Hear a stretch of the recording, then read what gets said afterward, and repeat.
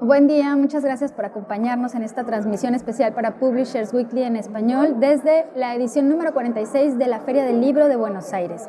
Y hoy me encuentro con un autor muy especial de la casa editorial Beatriz Viterbo y les presento a Fernando Chulac, que también va a presentar una novela en esta edición. Él es multipremiado, nacido en los años 80 en Buenos Aires, entonces nos da muchísimo gusto que comparta este espacio con nosotros. Fernando, ¿cómo estás? Bueno, muchas gracias por la invitación.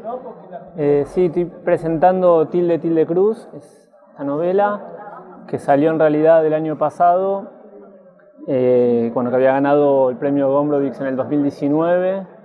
Y un poco recién ahora se está empezando a difundir, a mover un poquitito. Nos agarró el final de la pandemia, ahora sí que la estamos saliendo a mostrar y a contar un poquito de qué se trata, a ver qué recepción tenemos, pero muy contento, por suerte. Me gustaría que hablaras un poco del proceso, ¿no? Porque fue algo especial trabajar durante pandemia, ¿no? ¿Cómo fue la comunicación con la editora, el trabajo y ya hasta verlo impreso? Me imagino que es como toda una impresión, ¿no? Sí, fue extraño porque además uno que está acostumbrado a que todo el proceso ya de producción del libro, lo que es escribirlo concretamente, es algo aislado, que hace uno sin contacto con el otro, y el primer contacto viene justamente cuando uno se lo muestra al editor y el editor le dice si está bien, si hay que corregir algo, si se encuentra en un café y charla un poquitito sobre el tema. Acá eso faltó, entonces fue casi como una continuidad de la escritura. Tuvimos un ida y vuelta que fue muy interesante por mail y mucho WhatsApp, pero fue muy interesante porque se generó un intercambio que yo además también lo tomé como una continuidad de la escritura, si bien no es que hubo que reescribir, pero sí en el sentido de repensar las cosas. Así que un poquitito fue esa la diferencia quizás con un proceso de edición más, en una época más normal, digamos. Y sí, la recepción, la presentación, fue todo, recibirlo vía correo, fue distinto, digamos. Pero bueno, ahora es como que se abre otra instancia, entonces también te predispone de otra manera, es como que lo salimos a mostrar ya habiéndolo hablado muchísimo. Algo que me quiero ir un poco más atrás, el proceso de creación, tus personajes, las tramas, las preocupaciones. ¿Podrías hablarnos un poco de qué sucedió con esta obra en específico? Esta es una obra que es una primera persona bastante especial, es un tono de un personaje bastante deslocado de la realidad, entonces a mí me interesó más que nada profundizar en eso. No es que la trama no tenga importancia, porque de hecho es una trama bastante que tiene peso, pero todo lo que va pasando transcurre a través de los ojos de la narradora. Entonces yo puse mucho foco en crear ese tono, en sostenerlo y en tenerlo bien afianzado una vez que empezaba a escribirlo. Entonces el proceso yo te diría que fue sobre todo muy intenso en el inicio, en los primeros 2 capítulos, 3, que los reescribí 6.000 veces, hasta que después el cuarto, quinto ya fue, no diría que un piloto automático, pero era como, ya corría con otra fluidez. Así que el proceso fue un poco por ese lado, porque lo que más me interesaba era el tono, era quién contaba y cómo lo contaba. Todo lo demás iba transcurriendo casi solo, por decirlo de alguna manera. ¿Y es difícil hablar desde un punto de vista femenino? Que no suene pedante, pero no. ¿Pero por qué no? Sí. Yo creo que hay mucho miedo a veces en mucha gente en pasarse a una primera persona femenina cuando uno es hombre, más que nada por la recepción de las lectoras. Porque van a decir mucho, pero yo no pienso así, pero yo no hablo así, pero una mujer no piensa de tal o cual manera, lo cual en un punto es un error. Yo no necesito que mi personaje piense igual que la lectora, que siente igual que la lectora.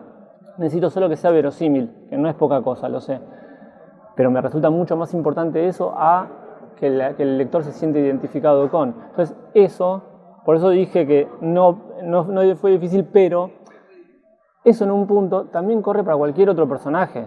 Si mi personaje es hombre, pero su personalidad es totalmente la antítesis de la mía, si yo escribo un psicópata, también voy a tener que hacerlo verosímil, también va a tener que considerar un montón de cuestiones para que ese personaje se sostenga. La única diferencia es que va a tener mucho más ojos juzgándolo, un personaje femenino, porque obviamente hay muchas mujeres que van a entrar en este juego de identificarse o no identificarse, que psicópatas que van a decir, no, los psicópatas no somos así. Bueno, y ahora, ¿cómo ves este foro, ¿no? Vas a presentar una novela, vas a presentar algo que pues, sí se ve que como que fue un proceso fuerte para ti, ¿no? Fue fuerte, sobre todo lo que decía, en el proceso de escritura lo viví muy compenetrado con lo que escribía. Yo suelo ser muy disperso y sin embargo esta novela siempre supe exactamente lo que quería hacer, tenía claro cuál era el norte, salía bien o mal después obviamente, pero yo tenía claro al menos en mi cabeza. Entonces ahora es como que la suelto y a ver qué pasa.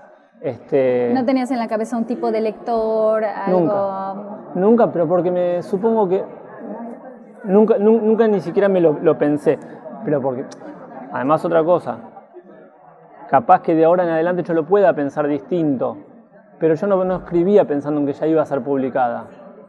Entonces, ¿qué lector? Mi tía.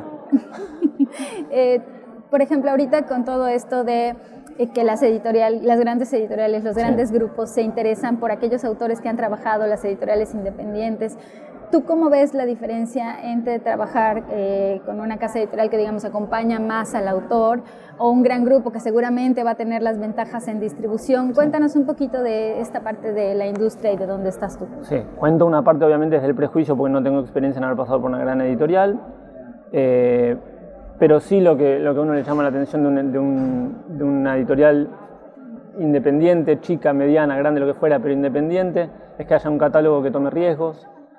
Yo me siento identificado con eso, yo busco eso para ir a lo seguro. Yo no me gusta escribir sobre lo seguro, por lo cual tampoco me gustaría un catálogo que vaya sobre seguro. Esa es la ventaja que veo o el atractivo que veo en un medio. En una editorial de estas características me parece mucho más interesante a mí.